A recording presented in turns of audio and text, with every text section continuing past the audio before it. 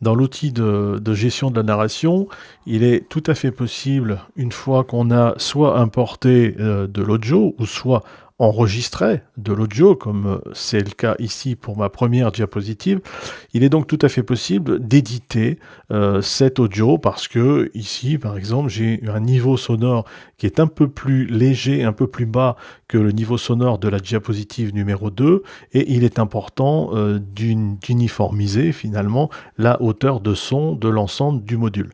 Donc je vais sélectionner ici le texte, la voix pardon, dans ma première diapositive, et je vais me rendre dans l'onglet éditer le clip.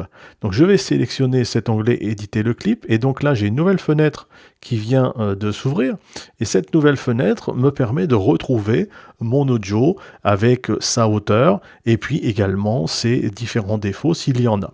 Alors par exemple, premier petit défaut, la hauteur, j'avais bien vu que effectivement j'étais un peu plus bas en termes de niveau sonore que sur ma diapositive numéro 2. Je vais donc sélectionner ici l'ensemble de mon son. Avec mon curseur, je vais donc sélectionner l'ensemble du son, de la bande son, et puis je vais cliquer ici sur ajuster le volume. Et en ajustant le volume ici, je vais pouvoir, avec le curseur, vous voyez, augmenter le niveau sonore de ma diapositive, donc du son de ma diapositive. Et je peux l'écouter pour voir ce que ça va donner Bonjour et et voir si ça bienvenue dans cette correspond à ce que j'ai présentation de de l'autre l'outil côté. Donc à ce moment-là, ce que je vais faire, je fais OK, puisque j'estime que mon niveau sonore est suffisamment élevé. Et puis, il est également possible de supprimer quelques petites choses qui peuvent être désagréables, comme ici, j'ai un peu de son, un niveau sonore un peu élevé, peut-être un clic ou des choses comme ça, ou un froissement sur le micro, et également ici un peu de bruit. Alors je vais pouvoir ajouter donc je vais sélectionner cette partie-là, je vais pouvoir ajouter soit un silence, ou soit supprimer le bruit. Donc je peux sélectionner l'onglet supprimer le bruit, et on voit bien la différence ici. Donc on me montre ce qui va émaner comme résultat. Et d'ailleurs j'ai l'équivalent d'un petit tutoriel, une aide qui m'indique comment procéder. Donc je fais réducteur de bruit, donc on me dit sélectionner la partie de l'enregistrement contient un fond, cliquez sur supprimer le bruit et je vais réduire le bruit. Et on voit bien qu'ici le bruit est réduit.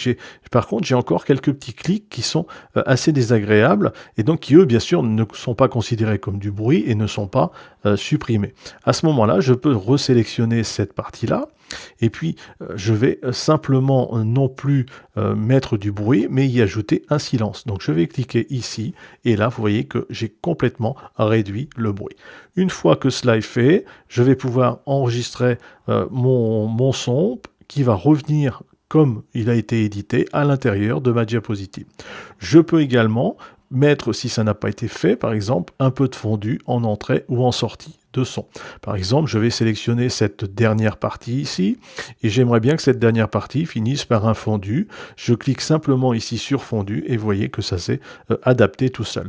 Une fois que tout cela est fait, je clique sur sauvegarder et fermer, et mon son est à nouveau enregistré, et cette fois-ci j'ai un son qui est à peu près d'une hauteur uniforme à celle de la diapositive numéro 2. Il vous suffira d'écouter la totalité du son pour vérifier, contrôler si vous devez revenir travailler un peu sur un de vos sons concernant chacune des diapositives.